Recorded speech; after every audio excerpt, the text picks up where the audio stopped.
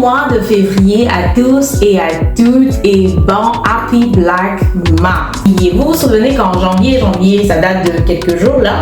Voilà, au début du mois de janvier, on a tous fait Happy New Year et puis on a parlé de nos projets, on a commencé à travailler même sur nos projets, sauf que à la 3e semaine de janvier ou bien on va dire en février, on a juste décidé de faire Oops, I'm tired. Je suis fatiguée, ça va arriver quand ça va arriver. Pour le moment, je suis fatiguée, je marque une pause et puis je pense que dans quelques temps, j'ai le mois. De toute façon, j'ai toute l'année pour atteindre mes objectifs. C'est un peu le cousin qui sait tout, c'est un peu le cousin qu'on va voir quand ça chauffe, tu vois. D'accord, donc en sortie de l'hypocrisie. Oui. Allô, bienvenue sur ma chaîne Ma vie, mes actions. Je suis Sheknel de Nail Secret, consultante capillaire et l'avocate des cheveux. Et ici, on parle d'argent, de mindset, en fait, puis de cheveux, bien évidemment. Donc, si tu te retrouves ici, ce n'est pas le fruit d'un hasard, d'accord? Aujourd'hui, on va parler de ce sujet-là. Comment sortir de l'hypocrisie? Oui, comment sortir de la zone d'hypocrisie? C'est quoi la zone d'hypocrisie? La zone d'hypocrisie, c'est juste cette zone-là que les gens appellent la zone de confort, mais qui n'est pas vraiment zone de confort. Parce que pour moi, la zone de confort, on est à l'aise, on n'a pas envie d'en sortir, on est ok, on est bien, tu vois. Par contre, la zone d'hypocrisie, on a un semblant de sécurité, on a déjà acquis quelque chose qu'on ne veut pas lâcher, tu vois, mais en même temps, on espère autre chose, on espère mieux. Ça là, ça s'appelle la zone d'hypocrisie. Généralement, quand tu es dans ta zone d'hypocrisie, tu blâmes tout le monde, tu blâmes l'État, tu blâmes le gouvernement, tu blâmes ton patron, tu blâmes la société, en fait, tu blâmes tout le monde sauf toi. Tu captes un peu? Donc, la zone d'hypocrisie, c'est une zone où on n'est pas à l'aise, on est inquiet, mais on est dedans. Et la plupart des personnes qui vivent dans la zone d'hypocrisie aspirent à une vie meilleure, à un changement, à un lendemain meilleur, mais n'osent pas passer à l'action. Oui. Pourquoi est-ce que ça se passe comme ça? C'est parce qu'il y a ce qu'on appelle la peur. La peur fait que les gens ont du mal à avancer, à passer à l'action, à faire des choses pour elles-mêmes. Et même quand tu commences à faire les choses pour toi-même, tu fais des erreurs et finalement tu te dis bon, c'est pas grave, l'année prochaine. Je vais prendre l'exemple du salarié qui fait par exemple $2000 l'année, qui fait $2000 le mois, qui espère avoir $3000, $4000, qui a besoin en fait dans le fond de $4000, mais qui survit avec $2000, qui s'est dit que demain sera mieux et ne fait rien pour changer cela. Sinon, a des idées, tu as des idées, tu espères que tu dis non, oh je vais faire. Moi, ma mère m'a toujours dit que les histoires de je vais faire, on ne fait pas. Tu fais et puis on voit, tu vois. Le je vais faire, mais ça n'arrive jamais. Tu ne fais pas. Voilà, c'est ça qu'on appelle en fait une zone d'hypocrisie. Tu aspires à mieux, mais tu ne fais pas les choses pour pouvoir atteindre ton objectif et à côté de ça, tu blâmes tout le monde. Donc, comment faire pour sortir de ça? Premièrement, c'est être conscient que tu es dans une zone d'hypocrisie, c'est être conscient que tu es hypocrite envers toi-même, c'est être conscient que il faut que tu prennes la responsabilité d'oser changer ta vie, d'oser améliorer ta vie. Une fois que tu as admis ça, une fois que tu sais que c'est toi, tu es le responsable des choses qui t'arrivent, tu es le responsable de la vie que tu vis, la vie que tu es en train de vivre là, tu es responsable de ça. Une fois que tu es conscient de ça, tu peux passer à l'action. On va retourner, on va s'asseoir, tu vas t'asseoir, d'accord? Tu as peut-être fait ton vision board, tu as peut-être fait écrire tes projets et puis tu regardes ça tous les jours, tu as peut-être fait ça, au début de l'année, mais pour passer à l'action, wesh, c'est chaud, tu as du mal à passer à l'action. Laisse-moi te dire que je suis là pour t'aider en fait à sortir de ça. Petit disclaimer, je ne suis pas coach. Je partage mon expérience, je partage mes astuces, les outils que j'utilise qui m'ont permis de réussir certaines choses. Je partage ça avec vous. D'accord? Donc, c'est de présenter ce qu'on appelle l'année des 12 semaines. L'année des 12 semaines, d'accord? Au lieu que ce soit l'année des 12 mois, tu fais l'année des 12 semaines. Donc 12 semaines, ça fait pratiquement 84 jours. On peut arrondir ça à 90 jours. J'utilise aussi la méthode des 90 jours la plupart du temps, mais c'est vraiment que je veux te parler de l'année des 12 semaines pour que ce soit plus facile. C'est que chaque semaine, tu as une petite tâche à accomplir pour pouvoir atteindre ton objectif des 12 semaines. L'objectif que tu as envie d'atteindre en 12 semaines, c'est quoi? Assieds-toi, mets pause. Écris cet objectif-là. Est-ce que c'est d'avoir une source de revenus complémentaire? Oui, c'est d'avoir un nouveau travail, c'est trouver un stage, c'est quoi la chose que tu as envie de faire en 2026 qui te tient à cœur, que tu penses que tu peux faire ça en un an? Voilà, cette chose-là, écris-la. Une fois que tu as fini d'écrire cet objectif-là, laisse tout ce que tu es en train de faire et écoute-moi. Écris cet objectif-là. Maintenant, au lieu de mettre un an, au lieu d'écrire ça en 12 mois, écrire 12 semaines à côté. C'est-à-dire, tu mets objectif, tu mets entre parenthèses 12 semaines. D'accord? Voilà. Maintenant, en 2, qu'est-ce que tu vas faire? Tu vas mettre une stratégie en place pour pouvoir atteindre cet objectif. Tu vas me dire, oh, mais je ne sais pas quelle est la stratégie que je peux faire, que je peux utiliser en 2 semaines. Facile. Facile, c'est là que moi j'en fais rien. Je suis sûre que tu es un peu sceptique, mais je vais te prouver que c'est possible.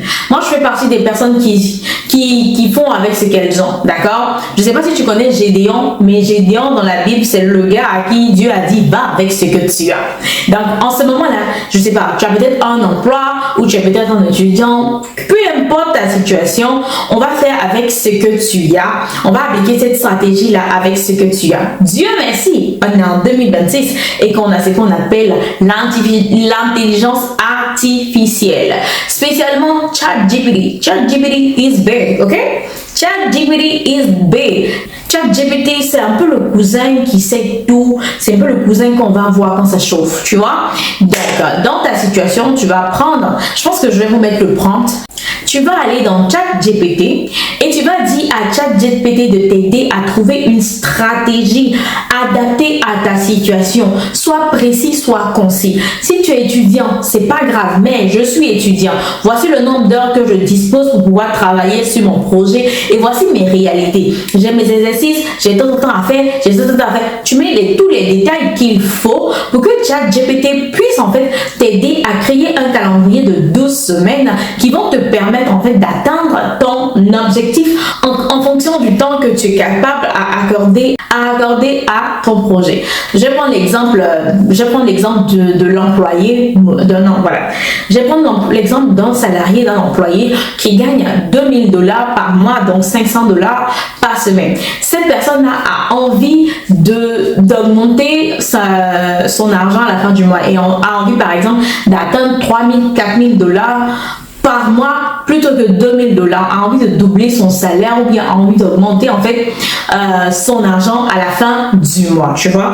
Plutôt que de t'asseoir là, rêver qu'un jour ça va arriver, tu fais ton calendrier de 12 semaines, tu dis à ChatGPT que par exemple, tu travailles de 9h à 5h, c'est-à-dire de 9h à 17h, tu as par exemple un moment où tu es papa, tu as une vie de famille, mais tu as envie d'entreprendre quelque chose qui va te permettre d'avoir du cash supplémentaire. Tu vas donner en fait tes différentes compétences et demander aussi à ChatGPT qu'est-ce que toi tu peux faire pour pouvoir atteindre en fait cet objectif là. Et ChatGPT non seulement va te dire et va te permettre de construire en fait un planeur de 12 semaines, sinon un agenda de 12 semaines qui va te permettre d'atteindre ton objectif. Il faudrait que ton objectif soit atteignable, réalisable. Vas-y, tant que l'objectif il est réaliste. Si on est capable de faire ça en 12 mois, c'est qu'on peut aussi le faire en 12 semaines. Le pire qui puisse arriver, c'est que tu aies avancé sur ton projet. Voilà, c'est le pire qui puisse arriver. Le pire qui puisse arriver, c'est que tu aies avancé sur ton projet plutôt que de stagner. Mais je crois fortement que tu es capable d'arriver et que tu vas le faire. Moi, pendant le Great Locking, j'ai utilisé cette méthode-là. Et oui, j'ai réussi à atteindre mon objectif puisque je suis ici, là, en ce moment, là où je fais cette vidéo-là. Je suis vraiment dans une nouvelle ville. J'ai déménagé et j'ai fait d'autres choses. Voilà. Et cette année, je partage ça avec vous au début de l'année parce que je sais que généralement, c'est pendant le Great Locking en septembre qu'on partage ça ou bien vers juillet. Il ne nous reste plus assez de temps.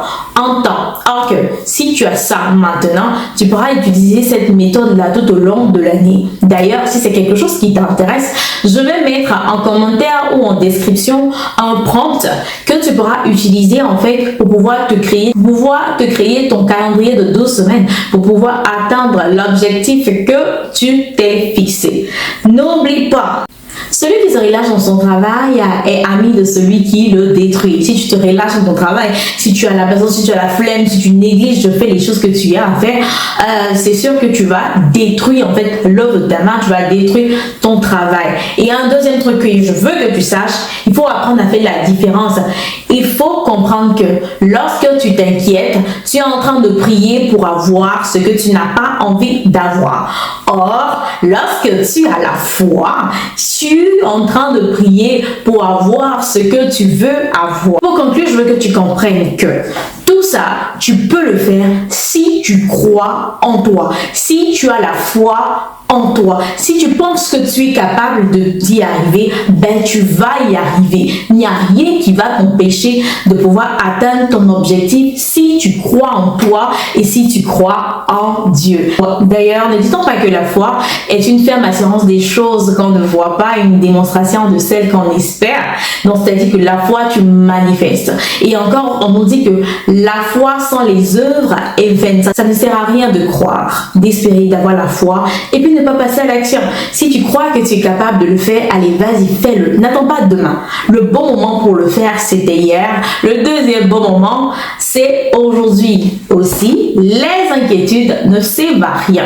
Parce que quand tu t'inquiètes pour quelque chose, c'est comme si tu étais en train de prier pour pouvoir avoir ce que tu ne veux pas. Donc, entre s'inquiéter puis avoir la foi, je te conseille de choisir la foi. Vas-y, faire un copier-coller du prompt que j'ai mis en description ou dans les commentaires. Adapte ça à ta vie et puis change ce que tu as envie de voir changer. Ensemble, on va sortir de la zone d'hypocrisie. No more hypocrisy for us. Non? On n'est plus hypocrite, d'accord? On passe à l'action, on se concentre sur ses projets et puis après, ce serait bien d'avoir des captures d'écran, de voir que ouais, j'ai fait ça et voici ce que j'ai pu avoir. D'ailleurs, parlons de ça, moi j'ai décidé d'être pratique. Je vais être pratique. Cette année, j'ai décidé de travailler sur ma page TikTok. TikTok, je comprends pas. Honnêtement, c'est un truc que je comprends pas comment ça fonctionne. D'accord? Mais j'ai décidé de me concentrer un peu là-dessus cette année. Donc, du coup, pendant ces 12 semaines-là, je vais travailler là-dessus. Je vais essayer de faire ce qu'il faut faire. D'ailleurs, voici ma page TikTok. Allez-y vous abonner. Je pense que je sais même pas combien d'abonnés j'ai en ce moment. Là, je vais vous mettre voici la capture. Vous pouvez voir. Et dans 12 semaines, on verra. Vous allez me dire si ce que j'ai dit, c'est vrai ou bien c'est faux. Bon, je vous laisse avec le reste de la vidéo.